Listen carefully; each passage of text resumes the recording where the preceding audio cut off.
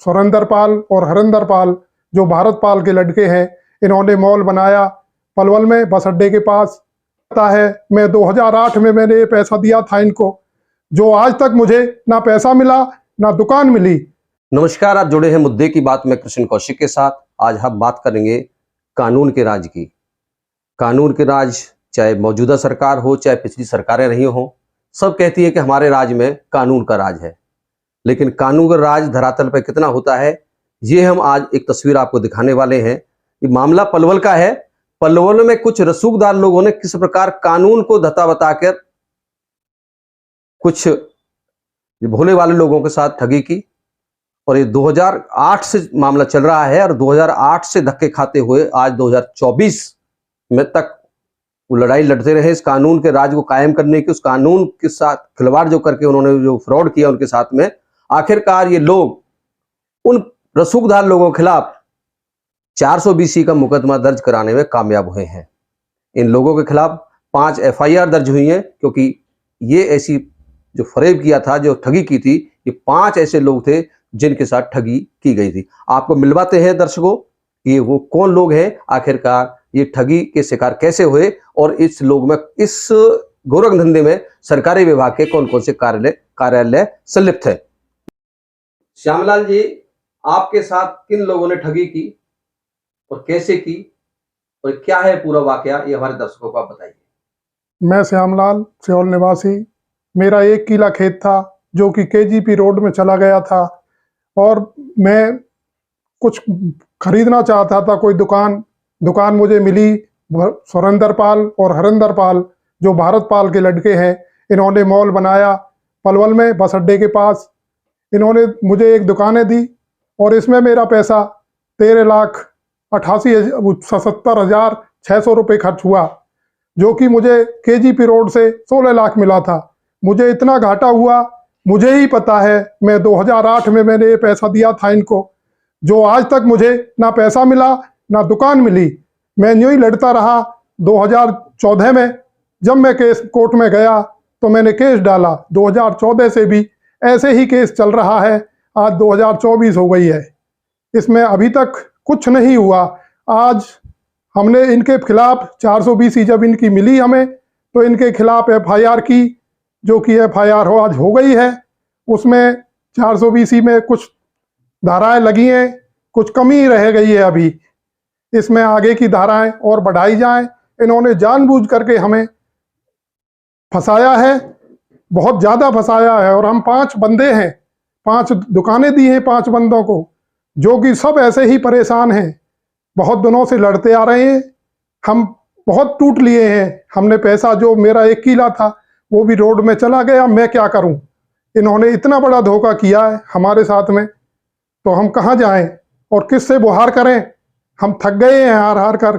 MLA MP के पास भी गए, उन्होंने भी हमारी कोई मदद नहीं की। और जो ये सुरेंद्र हरिंदर पाल ये के दावा करते हैं एक हमें MLA बनाओ, हमसे भी कहा इन्होंने, परंतु ये बताओ ऐसे MLA बनाने लायक हैं या MP लड़ने लायक हैं? ऐसी सरकारें आती रही तो यही सूदे सादे लोग ठगे जाते रहेंगे। बताओ हम कहाँ जाएं, किसके पास जाएं और क्या करें?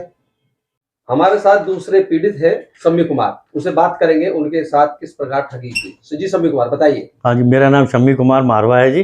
पिताजी का नाम श्री राम प्रकाश मारवा है जी। मैं दिल्ली निवासी था। मैं यहाँ पलवल अपने बच्चों की एजुकेशन के लिए आया था, तो हमारे को यहाँ पे बताया गया कि ऐसे मॉल है जी, बहुत अच्छे नामी लोग हैं ये लोग, सुरेंद्र पाल जी, हरिंदर पाल जी हैं, और इनका मॉल बन रहा है और यहाँ पे दुकानें बेच रहे हैं वो लोग। तो हमने यहाँ पे आके दुकान खरीद ली जी, पैसा दिया इनको, और उसके बाद हमने एक इंस्टॉलमेंट दी इनको। इन्होंने हमारे को एग्रीमेंट दे दिया, रसीद नहीं दी जी इन्होंने हमारे, जी आज देंगे कल देंगे। फिर हमने दूसरी मांगी तो हमने आधी पेमेंट करी है, तो इन्होंने रसीद नहीं दी। तो हमने इनसे पूछा, बोला जी अभी रसीद नहीं है, बाद में दे देंगे। तो ये हमारे को ऐसे ही टाल मटोल करते रहे। फिर हमने बहुत कोशिश करी, इन्होंने नहीं दी, और हमसे कोई मुलाकात नहीं करते थे ये। फिर इन्होंने बहाना लगा दिया जी अभी टाइम लगेगा। अभी हमने बोला या तो पैसा दे दो या हमारे को रजिस्ट्री करा के दो, बाकी का पैसा ले लो। इन्होंने बोला नहीं जी अभी समय लगेगा। वो चीज़ों को देखते हुए हमारे को कुछ इनके ऊपर डाउट आया, तो हमने फिर इनके खिलाफ कोर्ट में केस किया। तो 2014 में हमने केस किया, केस के दौरान फिर इसी दौरान में केस चलता रहा। कभी हम हाई कोर्ट जा रहे हैं तो कभी लोक अदालत में जा रहे हैं, तो ऐसी भाग दौड़ में फिर एक हमारे हाथ ऐसा सबूत लग गया जो कि इन्होंने हमारे साथ फर्जी एग्रीमेंट बना रखे थे। वो फर्जी एग्रीमेंट में इन्होंने हमारे को तो कॉपी दे दी थी उन्होंने बिना अमाउंट वाली, और जो इनके पास इन्होंने कोर्ट में लगाई थी 2016 में, वो कॉपी इन्होंने लगाई। ये देखो जी, अमाउंट वाली कॉपी है, ये देख सकते हैं। एक ही एग्रीमेंट दो तरह का बनाया, एक ही एग्रीमेंट दो तरह का बना के दे रखा था जी हमारे को इन्होंने। तो ये फर्जीवाड़ा साबित हो गया। तो इसी के आधार पर हमने 420 का फिर हमारे को पुलिस ने बहुत सहयोग दिया जी। हमने पुलिस को जब ये एक सीएम विंडो पे एप्लीकेशन डाली और दूसरी हमने डाली जी आपका एसपी ऑफिस में, तो इकोनॉमिक सेल वालों ने हमारे को बहुत सपोर्ट करी। उन्होंने फिर सारे दस्तावेज लिए, सारी इंक्वायरी करी उन्होंने। इंक्वायरी करने के बाद आज उनके ऊपर ये दूसरी कॉपी देख लो जी, जो ये पेज है इसमें, ये देख लो जो सेकंड पेज है हमारा, इसमें कोई अमाउंट शो नहीं है, जो कि एग्रीमेंट के सेम नंबर है। आखिरकार एक लंबी, हाँ बहुत लंबी कानूनी 2000 पड़ी, जब जाके सर 2008 से और अब 2024 चल रहा है। आज करीब लगा लो अब 16 साल हो गए हमारे को। 16 साल के बाद अब जाके हमारे को कुछ थोड़ा सा उम्मीद है कि हमारे को कुछ न्याय मिलेगा, और हमें पुलिस पे बहुत उम्मीद है और अपने मंत्रीगणों पे बहुत उम्मीद है कि हमारे को सहयोग करें और हमारी मदद की जाए इस मामले में। एक्चुअली ये लोग 2008 में इनके साथ जो अटैच हुए थे, हरिंदर पाल सुरेंद्र पाल की प्रॉपर्टी खरीदने के लिए इन्होंने अपनी जो दुकानें काट रखी थी मॉल में, तो इन्होंने अपने सौदे किए और सौदे में इन्होंने जो इंस्टॉलमेंट जिसके इनके एग्रीमेंट के अकॉर्डिंग जो इनकी कमिटमेंट थी उसके हिसाब से इन्होंने पेमेंट की।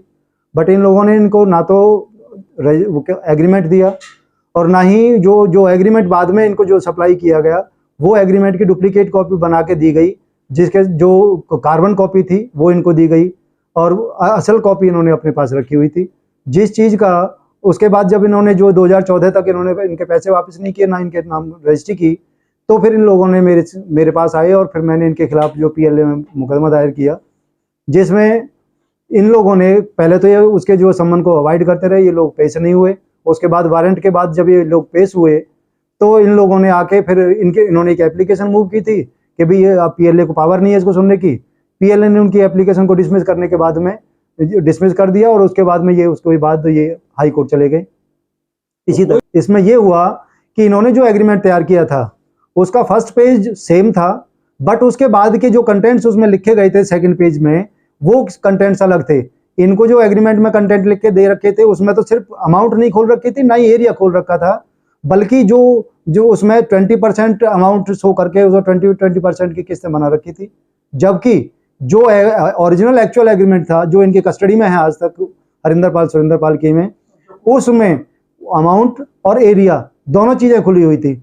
इस चीज़ का हमें पता जब चला जब हमने PLA में केस दायर कर रखा था और उस टाइम पे हम एक गवाह कराना चाह रहे थे, तब हमने प्रॉपर तरीके से इस फाइल को जब हमने चेक किया तो इन्होंने अपनी उस एप्लीकेशन के साथ उस एग्रीमेंट को लगा रखा था जो ओरिजिनल एग्रीमेंट इनकी कस्टडी में है। यानी गलती कर दी इन्होंने। यस, यहाँ पे आके ये अपनी गलती को जो है ना यहाँ कर गए, जिसकी वजह से ये पकड़ में आए। भंडाफोड़ हो गया इनका, जो ये 420 कर रहे थे। हाँ, जो इन्होंने 420 की थी वो कहीं ना कहीं गलती करके और ये हमारी पकड़ में आए। हमने आपको मिलवाया, बात कराई, सुनी आपने बातें, सारी बातें श्यामलाल ने मिली। किस तरह से किसान जिसकी जमीन KGP हाईवे में चली गई उसका मुआवजा मिला और उस मुआवजे की रकम से वो ये सोचकर शहर में एक ऐसी दुकान खरीदने के लिए आया कि वो भी शहर में आकर कोई छोटा मोटा धंधा करेगा, लेकिन वो अपनी उस मुआवजे की राशि जो उसकी जमीन एक्वायर हुई थी उसको उसने गंवा दिया यहाँ पर। इसी तरह से सम्मी कुमार है, वो भी यही सोच के आए कि वो पलवल में आके कोई धंधा करेंगे, दुकान लेने के लिए मॉल, क्योंकि मौके की जगह है, बस अड्डे पे जगह है, प्राइम लोकेशन है पलवल की, लेकिन आखिरकार उनके साथ भी ठगी हुई। तो हमने बात की दर्शकों कानून के राज की। अगर कोई भी कार्यालय जो सरकारी कार्यालय है जिसकी जो ड्यूटी है वो अपनी ड्यूटी का निर्वहन सही करता है, कानून की पालना कराता है, तो ना तो अवैध निर्माण होंगे, ना इस तरह से लोगों के साथ ठगी होगी, ना इस तरह से भोले वाले लोगों को सालों लंबी लड़ाई लड़नी पड़ेगी, क्योंकि आखिरकार बहुत कम लोग होते हैं इतनी लंबी लड़ाई लड़ सके। ये तो इनके हौसले बुलंद हैं, क्योंकि मेहनत की कमाई है। आखिरकार इन्होंने ये सोचा कि अब जो हो सो जो हो, वो इस केस को आखिरी अंजाम तक पहुंचा कर रहेंगे, चाहे उनको कितने भी चक्कर लगाने पड़े। आप जुड़े हुए तो मुद्दे की बात में कृष्ण कौशिक के साथ, इस खबर की नई अपडेट के साथ में, क्योंकि इस खबर में बहुत कुछ बाकी है। अभी इस खबर में ये भी बाकी है क्या वाकई में इसका नक्शा पास है नहीं, क्या वाकई इसका कोई सीएलयू हुआ है नहीं, ये सब आपको दर्शकों हम बताएंगे। आखिरकार इस गड़बड़ झाले में कौन कौन से कार्यालय शामिल है वो सब बताएंगे आपको। आप जुड़े हुए थे मुद्दे की बात में कृष्ण कौशिक के साथ। हमारे साथ जुड़े रहने के लिए आपका बहुत बहुत धन्यवाद।